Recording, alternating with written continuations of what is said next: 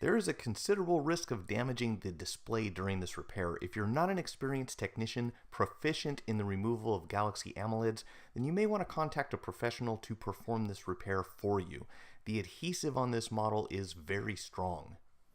So here we have our Galaxy S5 active that will not charge. In this case, if you take a look at the charge port, you can actually see that it is physically damaged. So hopefully before you begin this repair or replacement, you want to make sure you've ruled out software as a problem, because going into this level of disassembly is going to require some time, precision, and does involve risk. Now there is one single screw on the back side of the device that I would go ahead and remove at this point, but once you get this out from the back panel, you will quickly realize that it doesn't really do a whole lot for you at this stage, because as with the Galaxy S5, Samsung has chosen to put all of the access screws under the display, which presents a problem for us, and that is, how are we going to get this thing off without causing any damage? Well, the answer is heat, rubbing alcohol, playing card, and a lot of patience. It took me quite a while to get this thing open. So what I'm going to do is have my rubbing alcohol over here on standby, because as soon as I get the surface heated up to a sufficient temperature, I want to begin prying before it cools off very much. So this is going to be kind of a process where we go back and forth between applying heat, dipping our pry tools in rubbing alcohol, and then going back to the heat and just kind of working our way around the perimeter. So I am going to speed up the video here shortly so you can see the process. But as a rule of thumb, what we try to do is get the display feeling nice and warm and do it evenly. We don't want to heat it really fast so that it's only warm on the outside. We want the heat to penetrate through the glass and reach the adhesive. Now the catch here, of course, is that if you apply too much heat, you can actually cause the glass to separate from the AMOLED. So there's just kind of a very fine line, which, as I mentioned earlier, if you're not really experienced with it, it is not going to be easy the first time, and there's a pretty good risk of damaging this thing. So what I'm going to do is use a razor blade here to kind of prop the screen up just enough so that I can get my pry tool underneath the edge, and then of course I will get rid of that metal object, because we want to keep metal off of glass and plastic as much as possible.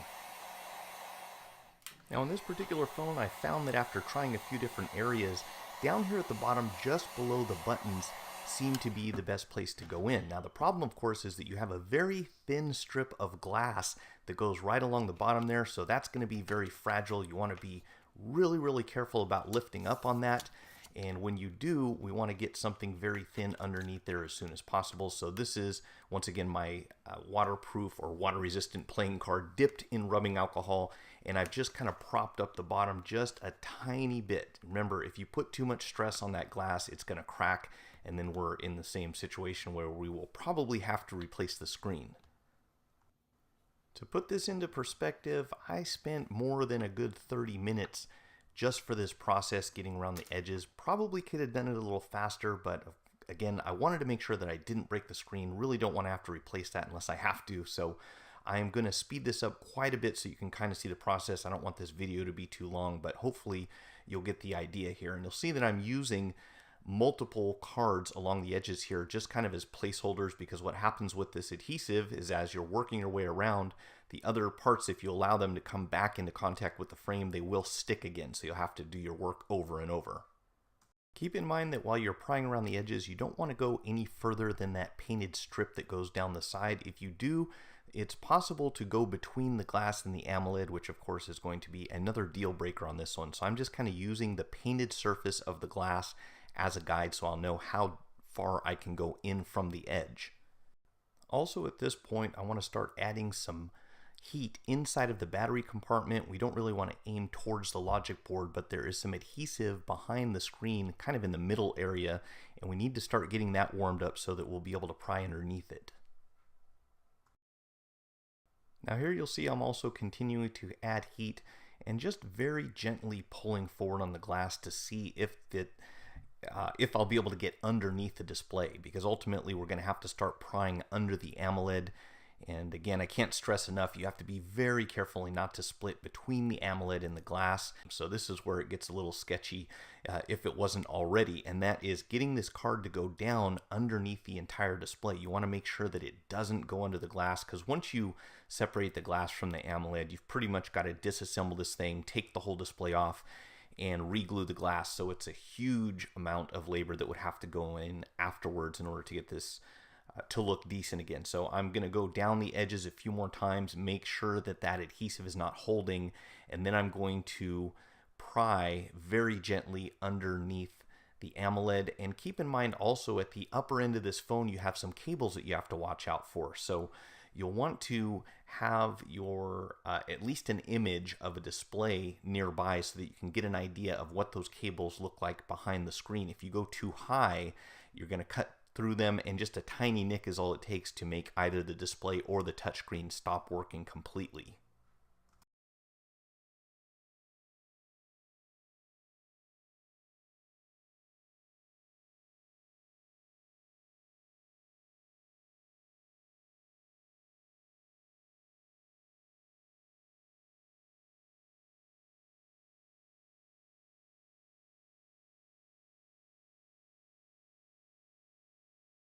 Now I thought I might be able to take another card and kind of go underneath the display between that existing card, but there just wasn't enough room, so I ended up just go ahead and taking this one out, which you can see by the depth that it was in there. It was actually behind the display. I took that card out, dipped it in alcohol, and I'm going to go back here to very cautiously working my way under the display and through that adhesive, which is very strong, as I mentioned. I don't want to bore anyone to death, so I'm going to speed this up again. And of course, you can always skip forward if you like, but you'll see here in just a minute that just by working around very slowly and very patiently with some alcohol and some heat, I was able to get a card completely underneath the lower half of the display. And once we do that, we're going to start working a little more around the upper area. Now, the thing to be careful about here again is that we have those cables up there. The display is actually still attached to the frame, and if at any point during this repair you want to turn your phone on and make sure the display still operates, because obviously if it doesn't, you've already broken it. There's no point in being so cautious at this point. You can just kind of tear it off. But I was pretty confident that everything was working properly, so I went ahead and continued here. And when you come in from the top, you want to be very careful. Don't pry all the way down to where the display actually starts. In fact, I would probably stop just beyond the earpiece, because those cables come up right against the edge of the top end of the AMOLED, and then of course we have that big cable hanging down on the side. Now, the good news is that you can kind of use the buttons as a guide. If you looked at the left-hand side of the phone where the volume controls are, I'll have to double check here when we open it up, but I believe the upper edge of the volume up button is about the point where the cable starts, where it plugs in. So as long as you stay below that, you should be okay. And of course, first time I really thought about this before. Oh, and you can see I'm actually using the iFlex there. So once I got the cards all the way through, I was able to use this tool. But unfortunately, it was not a slim enough profile earlier to use for prying. I still had to go with the playing cards to get underneath here. But you can see, again, at this point, I've removed the buttons, and I've got my iFlex under there, and I'm kind of working on the edges, and you just have to be very careful. Don't let your card slip and cut that cable. And keep in mind, you can always trim these cards down. So if they look like they're a little too wide to get in anywhere, you can always make them a little more narrow, and that does make it a little easier to get underneath there when you coat them with the alcohol.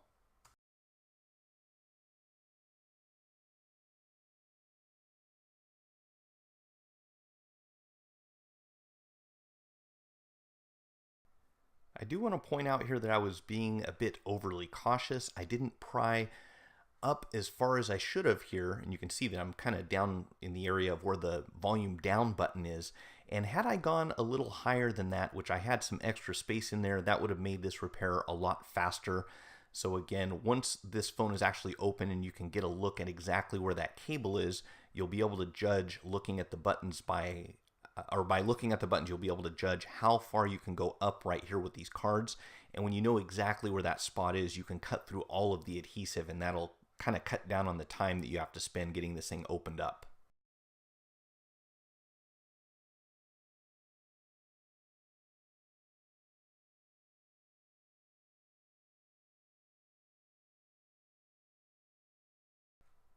Alright, so we are almost there, and you can see I've kind of grabbed any adhesive that started coming out from around the edges and just kind of pull it in one strip. If you can do that, that will save you some time, but it is not always an option. Now we finally got to the point where I can lift this open, and then you'll see that this is where I took the screenshot so you can kind of get an idea of where that cable plugs in.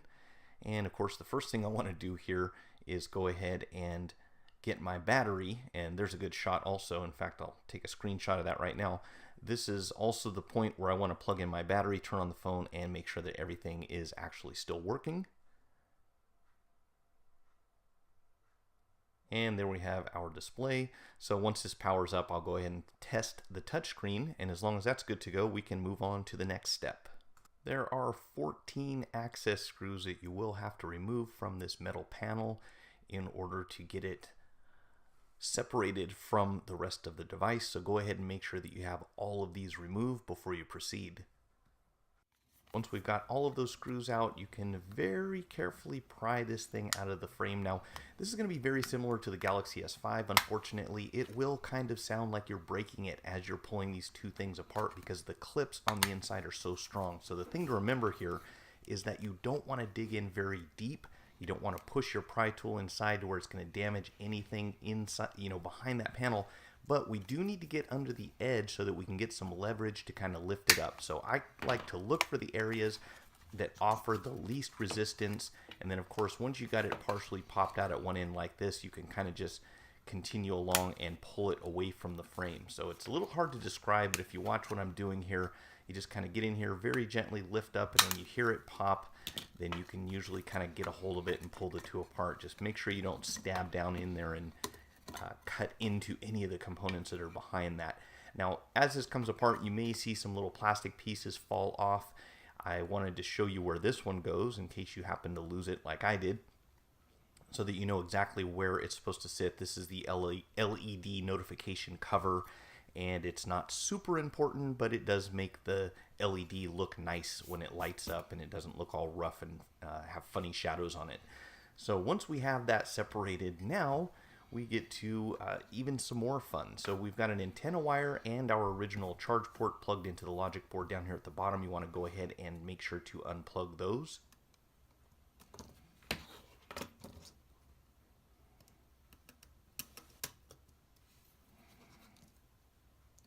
And do be very careful down here. There are other things that you can damage if you poke around in the wrong areas. We also have our camera, front-facing camera over here that's already kind of unplugged, so I'm just going to go ahead and pull it out, set it aside for now so that that doesn't get lost. And then we'll have some other cables to connect up here at the top.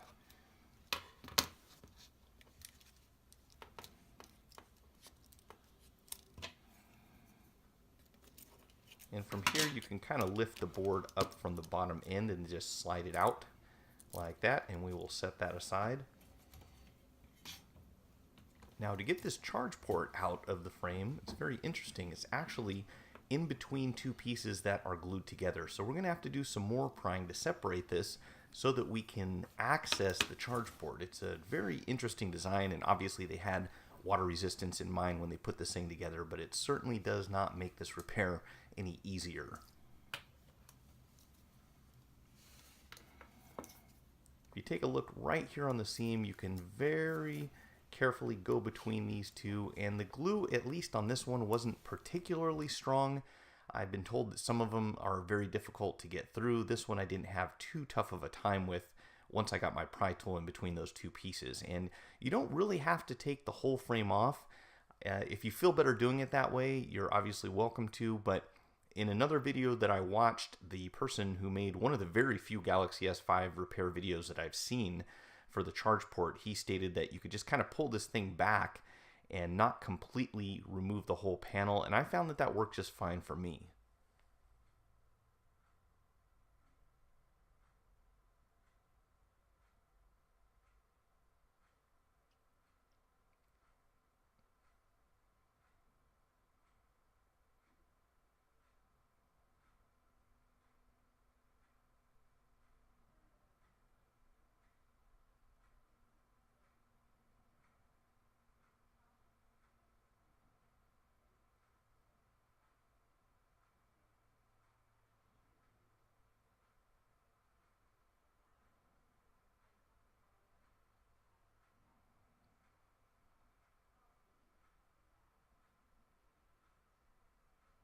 Just getting a little more of the adhesive up the side rails there so that we're not putting stress on that plastic.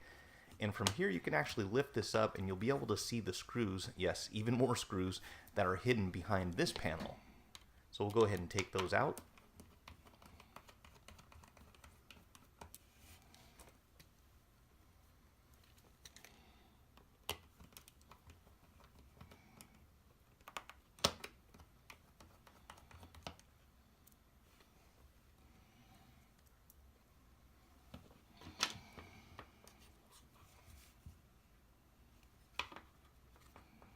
And beneath that, we have another panel.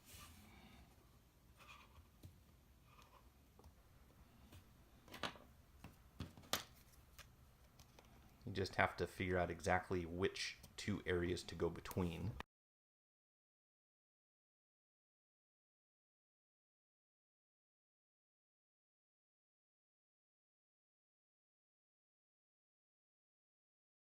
And of course we want to be careful not to put a lot of stress on that panel as we're taking it out. Just work through this adhesive and sooner or later we will get this thing off.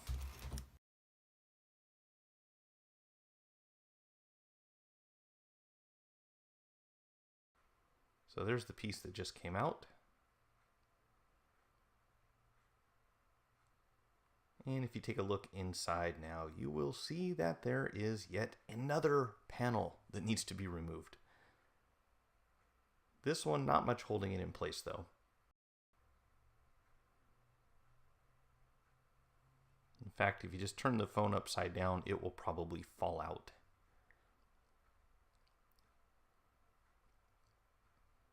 Now I'm going to go ahead and disconnect this antenna wire just to be safe. You could probably feed the whole thing through the frame, but these are not easy to come across unless you find one that was pulled from another similar model, or basically the same model that you're working on. So I am going to go ahead and unplug this and just very carefully get it out of the way just to be safe. And from here I'm using my cheap tweezers to get underneath the port, which will also have a bit of adhesive holding it onto that plastic.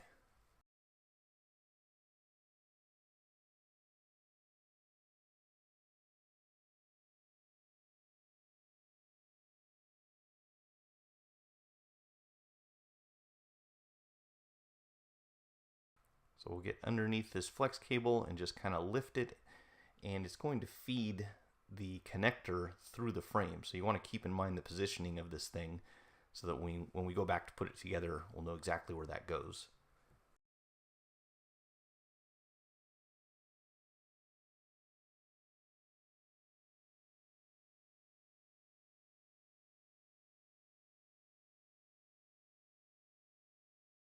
I'm not too worried about this microphone since we are replacing the entire charge port. However, when you go to put this back together, you will have to add some adhesive to get that to stick down into the correct position.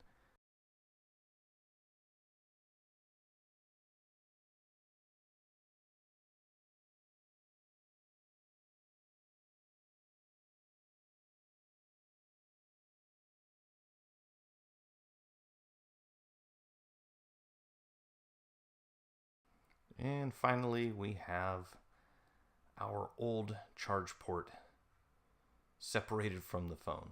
Yeah, that was tons of fun.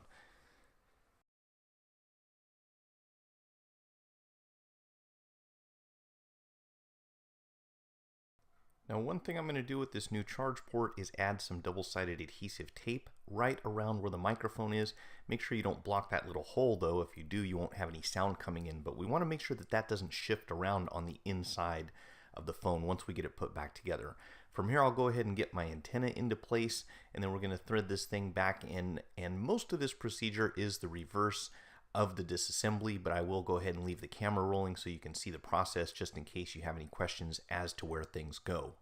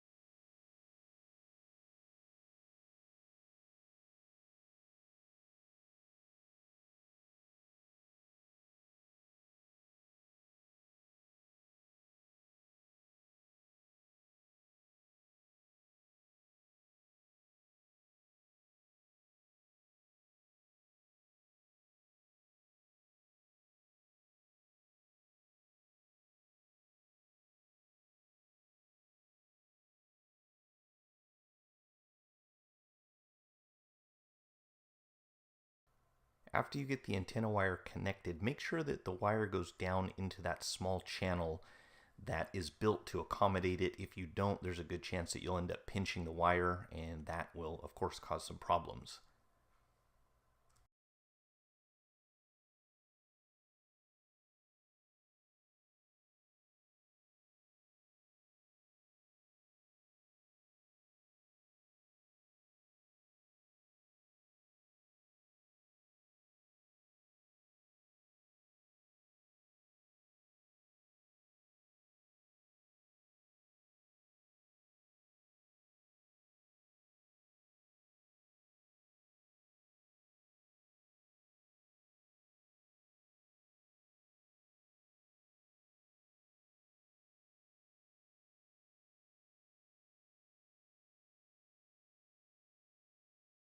At this point, I'd go ahead and power up and make sure that your charge port and everything else is functioning properly.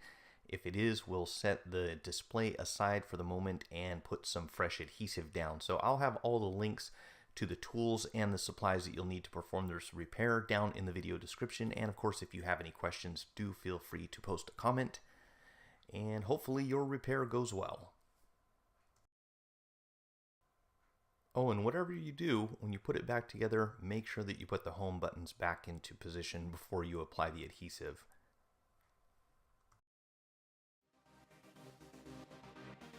If you found the video helpful, like it, share it, check out my channel for more tutorials and product reviews, and most of all, remember to hit the subscribe button. Feel free to leave your feedback in the comments section, and thanks for watching.